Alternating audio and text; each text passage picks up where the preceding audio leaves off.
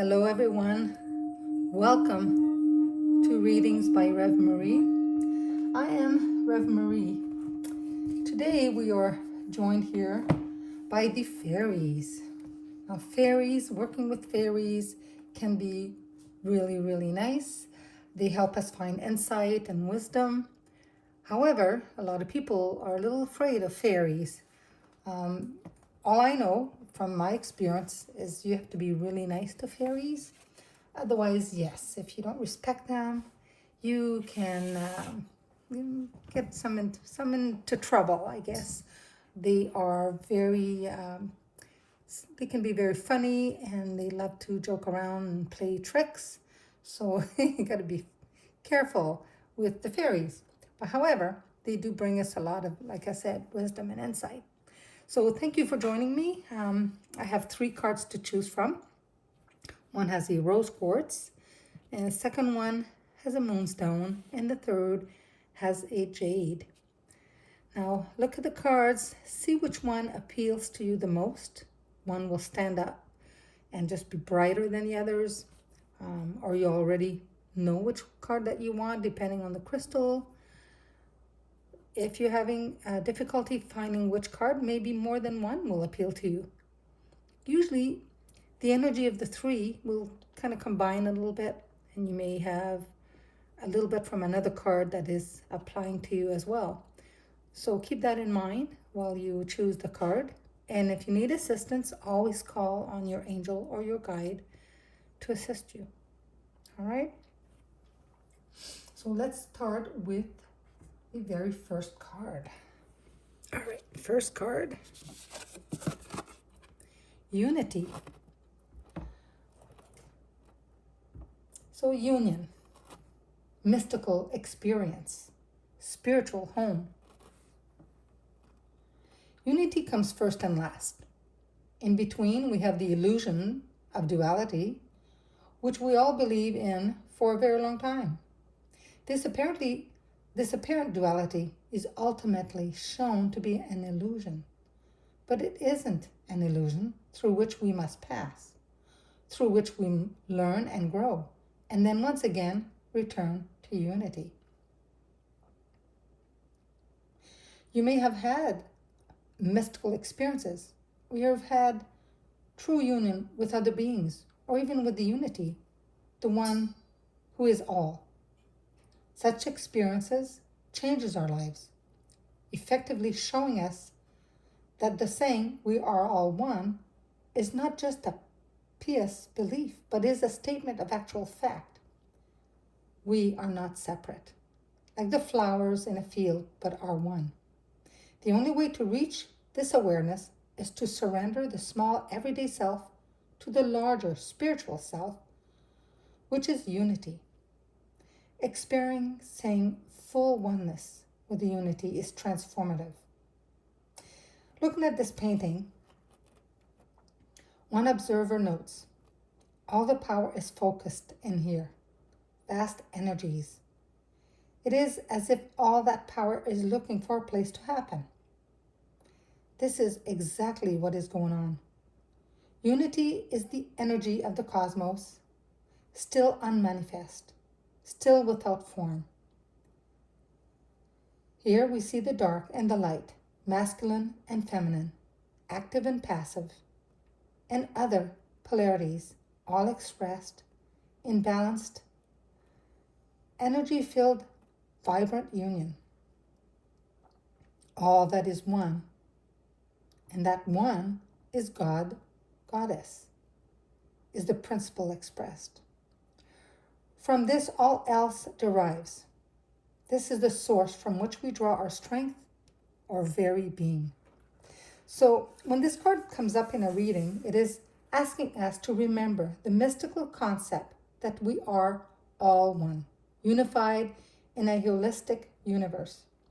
It reminds us to look at the needs and goals we have in common with others, and to seek cooperation and community action rather than attempting to do everything on our own. To achieve our goals, we need the active cooperation of others. And to get that cooperation, we must be helpful to them and willing to work with their ideas as well as our own. It suggests that when we think of things in terms of equal partnerships rather than in lines of hierarchical authority, unity also tells us that we have much to gain by remembering our own wholeness. Resolution of inner conflict is often necessary before we move ahead. It is important at this time that we work toward cooperation and reconciliation within and without. So seek the highest good of all involved, and not merely your idea of the highest good. Ask for divine energy of unity to permeate and guide you. That's a gorgeous card. Wonderful message here. So if you chose this card 1, and it happens to be card number 1, so unity. Awesome message. If you pick card number 2, the Moon's Tongue, it is number 27 in the book, Nellie's The Alchemist. Gorgeous fairy. Inner transformation. Irrevocable change. In fairy, and sometimes in our world, alchemy is the study and practice of transforming the soul from the lead of primitive conditioned reactions to the gold of spiritual and practical attainment. Nellie's is mistress of the alchemical arts.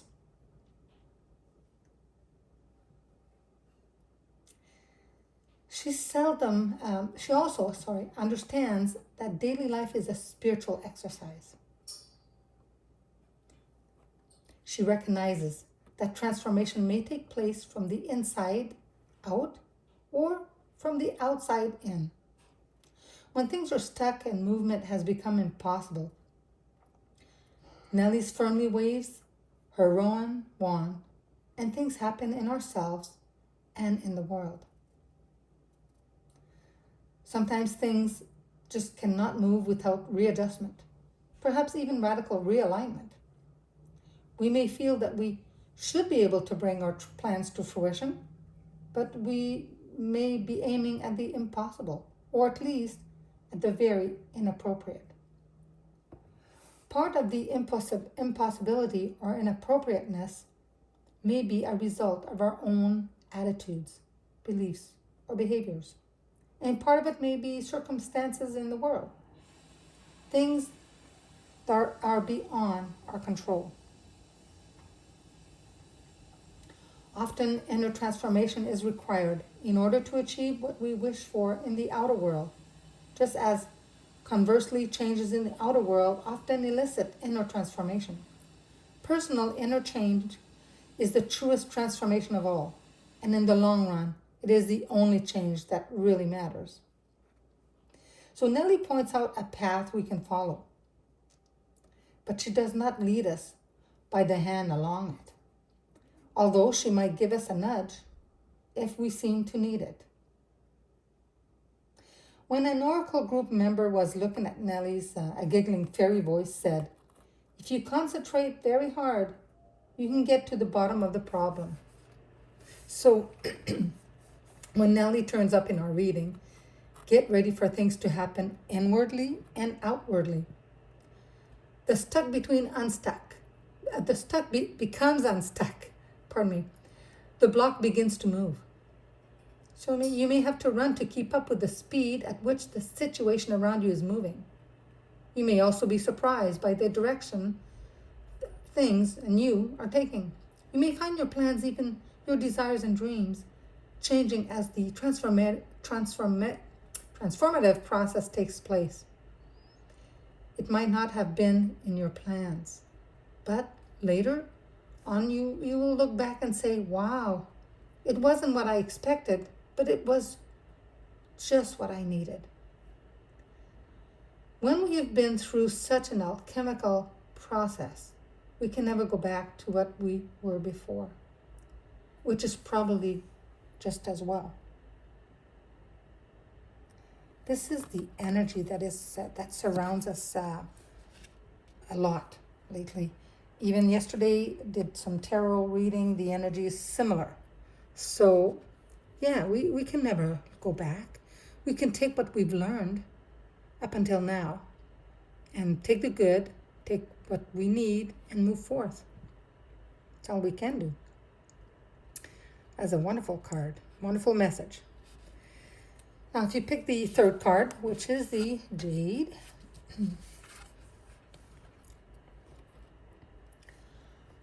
Tobera of the waters, emotions, serenity, meditation, gracefully accepting change. So these cards, if you look at them, it's like one step and second and third, it's all blended in. Talks about changes and moving forth. For a moment, close your eyes and just let yourself feel the cool, sparkling fairy waters flowing through your fingers. Imagine drinking this sparkling coolness from your own cupped hands. And imagine the water flowing down your throat. You may even be able to feel that magical energy, filled coolness flow right through you to your toes. Feel better? Throughout the world, there are healing wells, both for general health and specific ailments.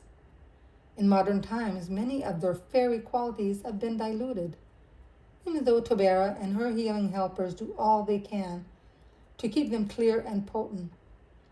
Fairy waters reflect the emotional state of the human people around them. So the fairy waters that come through to our world have lessened in purity and power in places where people are living especially stressful, civilized lives. As one Oracle group members observed, there are profound connections with drinking water, tears, wells of forgiveness, water as the fluid of transformation and transforming nutrients in the body, the connecting flow. I could flow on, but I'll stop. However, the many healing fairies who help Tobera do the best they can under the circumstances to purify the waters, and they try to maintain their own merry spirits to give added powers to the waters. We can help the fairies by creating more merriment in the lives of others and in our own lives. In addition to the healing wells, there are wells and springs that bestow wisdom or skill upon the drinker, like the famous Hippocrene fountain on Mount Helicon, which bestows poetic inspiration. I suspect it of being a fairy fountain because of the way it works. If you have one drink, you gain a certain level of poetic ability. Another draught brings you more. And the third brings you the full flower of poetry. The reason the world is not overrun with magnificent poets is because, first, it is very difficult to find the spring, and second, the water packs such a swallow that most people stagger off after a single drink or two. And you only get one chance at the spring. There are also the fountain of youth, like the one on Dun 1, the highest hill in Iona, a magical isle on the west coast of Scotland. I looked and looked for this fountain, but didn't find it. I shall have to try again next time when I'm there, because I am much more in need of it now than I was all those years ago. So this reading, when this card comes up, it's water is mutable, changeable, fluid, and Tobera speaks to us of a particular kind of change of emotions, and possibly a change in health.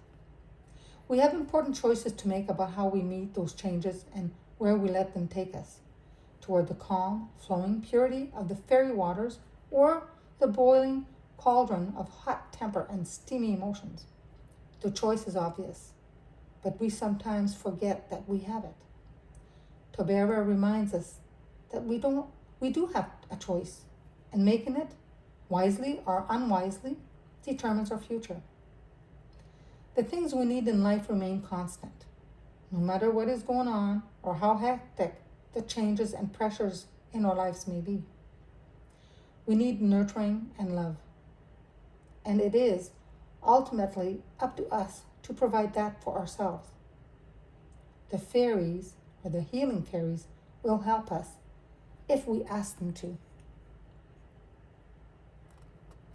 We need to ask the fairies. Remember, if we ask the fairies for any help, to give gratitude and say thank you for their help. And if you wish, you could also leave them little, it's known to leave them like milk and honey. You could put it outside in your garden. You give them, an offering, libation, if you will. If not, just even speaking of gratitude for their help is welcomed by the fairies. I really do hope you enjoyed this reading. I do enjoy doing it for you. If you have, please thumbs up, hit the like button, subscribe if you haven't already. And to all my newer subscribers, thank you. Thank you to all for joining me today. And have a blessed day. Bye for now.